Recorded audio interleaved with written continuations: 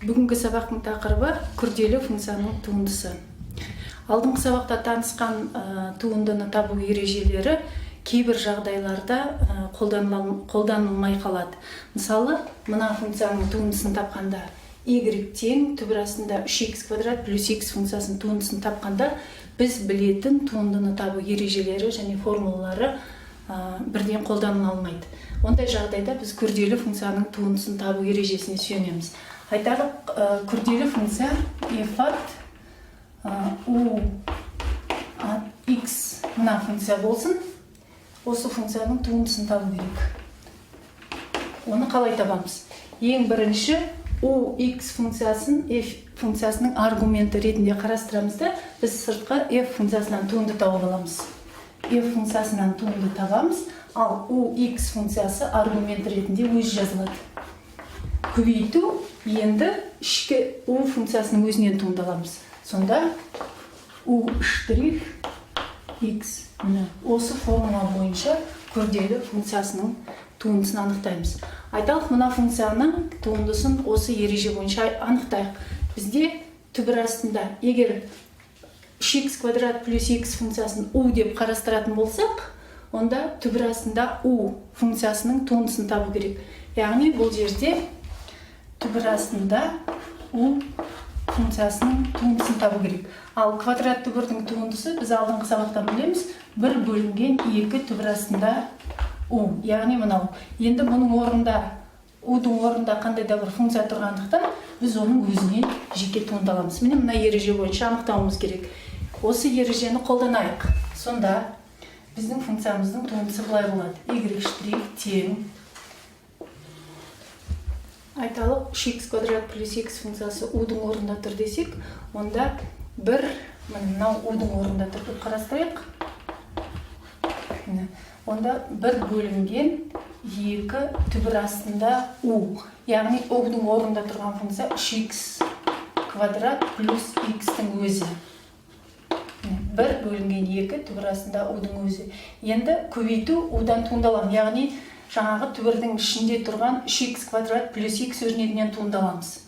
Ол 3x квадрат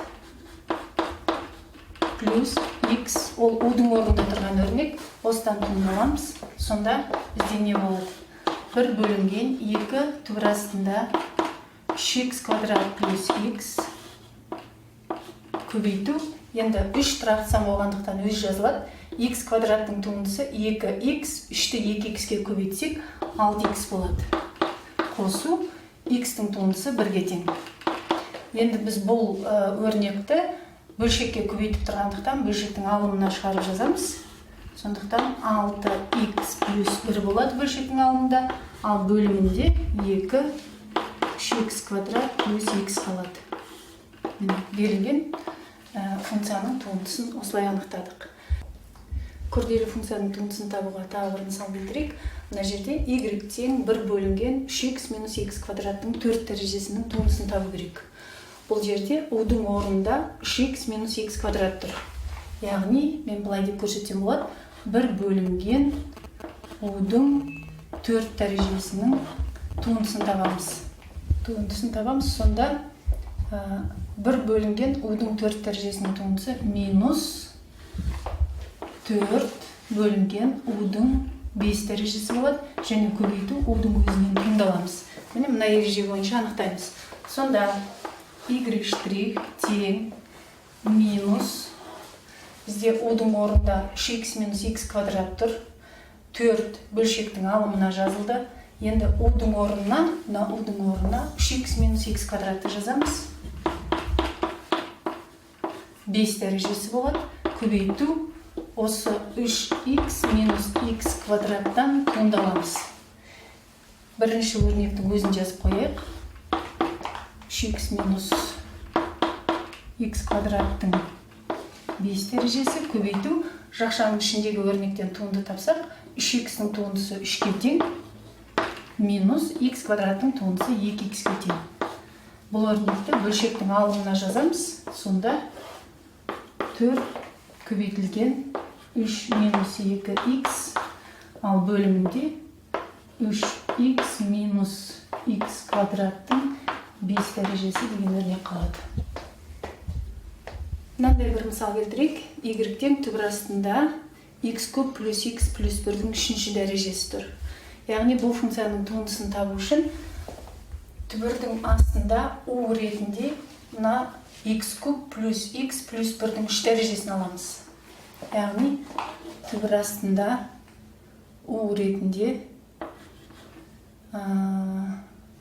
түбір астында u-ның туындысы десек, ол бізге 1 бөлінген 2 түбір астында u көбейтілген u штрих береді ғой формула бойынша. Яғни u деп біз мына бүкіл өрнектің өзін алып тұрмыз. Олай болса y штрих тең 1 бөлінген 2 түбір астында u-ның орнына жаңағы түбірдің астында тұрған өрнекті түгел көшіреміз. x куб плюс x плюс 1-дің 3 дәрежесі болады. Көбейту енді осы тұрған өрнектен туындаламыз.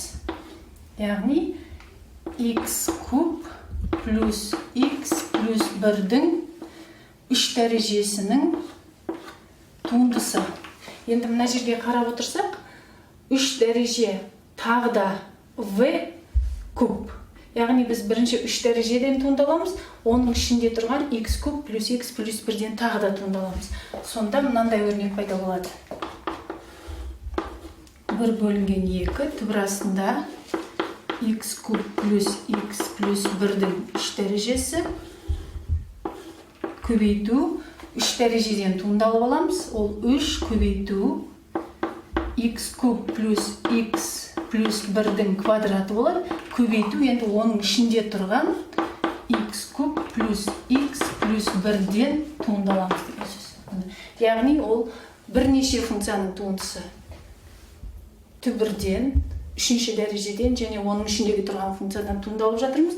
Яғни мінекей түбірдің туындысы, 3-ші дәреженің туындысы, одан кейін барып ең ішкі функцияның туындысы. Енді соңғы туындыны алайық.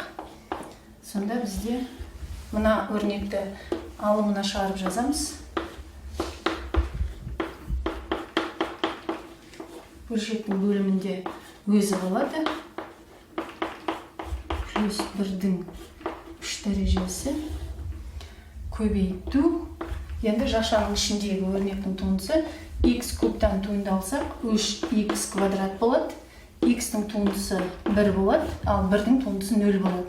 Енді осы өрнекті тағы да бөлшектің алымына көбейтіп жазамыз. Сонда бізде мынандай өрнек пайда болады. 3x куб плюс x плюс 1-ді 3x квадрат плюс 1-ге көбейтеміз. Ал бөлшектің бөлімінде 2 түбір астында x куб плюс x плюс 1-дің 3-ші дәрежесі деген өрнек қалады екен.